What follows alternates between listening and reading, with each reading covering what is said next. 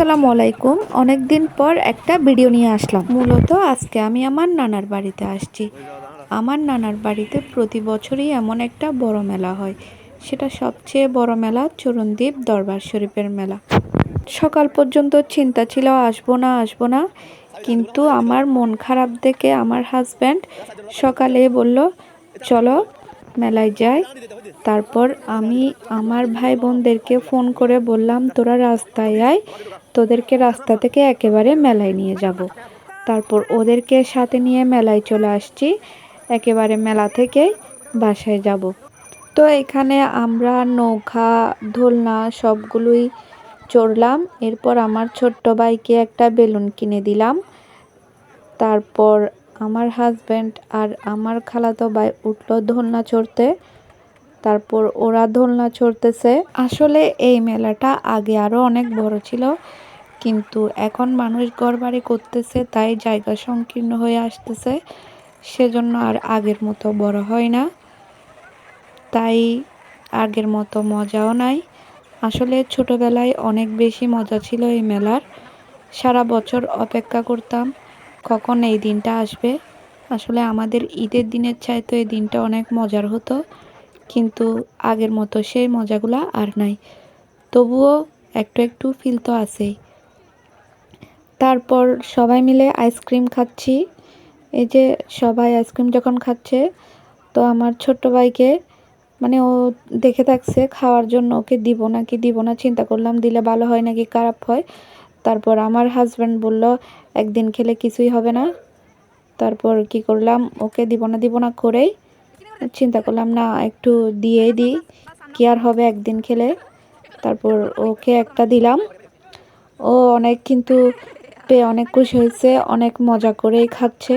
আমি জানি এগুলা বাচ্চাদেরকে দেওয়া ঠিক না, অবশ্য ওকে এগুলা কখনোই দেওয়া হয় না। ও হঠাৎ করে পেয়ে অনেক খুশি হয়েছে। তো কি আর করার, একদিন তো মেলায় আসছি, না দিলে বা কেমন লাগে। তারপর অনেক মজা করে খাইছি সেটা। তারপর আমরা সবাই মেলার ভিতর ঘুরতেছি, কি কিনবো না এগুলা চিন্তা করে। আসলে এখন আর সেরকম কিছুই কেনার থাকে না, এমনি ছোট ভাই বোনদের মজার জন্যই আসছি বলা যায়। কারণ ছোট্ট বয়সে বড় বোন দুলাভাই থাকলে তাদের প্রতি শালাশালিদের অনেক আবদার থাকে। আমার নিজের অবশ্য ছিল না, আমি আমার মামার সাথে মামির সাথে যেতাম।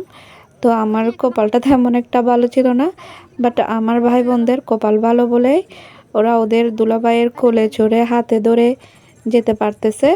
তারপর আমার নিবানমণির জন্য একটা গাড়ি নিলাম, এই যে এই গাড়িটা নিলাম ওর জন্য। তারপর আমরা কি করলাম, এই যে মেলার যে জিনিসটা মেন সবাই খাওয়ার জন্য, বাসার সবাই খাওয়ার জন্য মানে পাগলামি করে, সে জিনিসটাই নেওয়ার জন্য চলে আসলাম। আমার হাজব্যান্ড কিনতেছে, আমরা মজা করতেছি। এই যে নিবানকে একটা ছনামোনার ঠ্যাং বলি আমরা, ওইখান থেকে একটা ছনামোনার ঠ্যাং দিলাম। ও কিন্তু বুঝে না এসব, যা যা মানে যা বুঝে তা ওকে মিষ্টি দেওয়া হয় না, তো আসলে চিনি জাতীয় কিছুই দেওয়া হয় না, সেজন্য চিনি জাতীয় কিছু পাইলেই সেগুলো নিয়ে মুখে দিয়ে দেয়। তারপর আমরা কিন্তু সকালের দিকে গেছিলাম, তেমন একটা ভিড় ছিল না, ভিড় না থাকার জন্যই সকালে গেছি। তারপর আমরা চলে আসছি, মানে চলে যাচ্ছি আর কি বাসায়। এরপর বেশি ঘোরাঘুরি করা আবার আমার হাজব্যান্ড তেমন একটা পছন্দ করে না। এই যে এটাই হচ্ছে চরণদ্বীপ দরবার শরীফের মাজার, এটারই মূলত আজকে উরস হচ্ছিল, মানে 7 মাঘ 21শে জানুয়ারি। এই যে আমি জুম দিয়ে দেখানোর চেষ্টা করতেছি, এটা খুব ক্লিয়ার করে দেখাতে পারতেছি না, বাট তাও চেষ্টা করতেছি একটু দেখানোর। যাক, যতটুকু পারছি আপনাদেরকে দেখাইলাম। তারপর আমাদের বাড়ি থেকে কিন্তু একটু দূরেই আছে এই মাজারটা।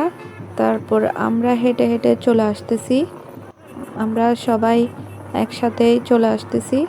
এই যে আমার ভাই কিন্তু ক্লান্ত হয়ে গেছে। তারপর আসার পথেই রোডের মধ্যে দেখলাম একটা মহিষ, এটাকে বাসনার মাধ্যমে বাজিয়ে ঢোল বাজনা করে নিয়ে যাওয়া হচ্ছিল। এই তো ভুলভ্রান্তি যাই থাকুক না কেন, ক্ষমার দৃষ্টিতে দেখবেন। আর আমার ভিডিওটা অবশ্যই লাইক কমেন্ট শেয়ার করে দিবেন। আসসালামু আলাইকুম, সবাই ভালো থাকবেন।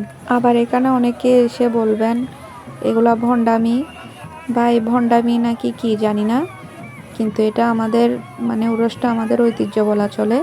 এদিন আমাদের অনেক আনন্দ হয়, এটা আমরা ছোট থেকে দেখে আসতেছি, এটাই বলা চলে আমাদের ঐতিহ্য। ভালো না লাগলে ইগনোর করবেন।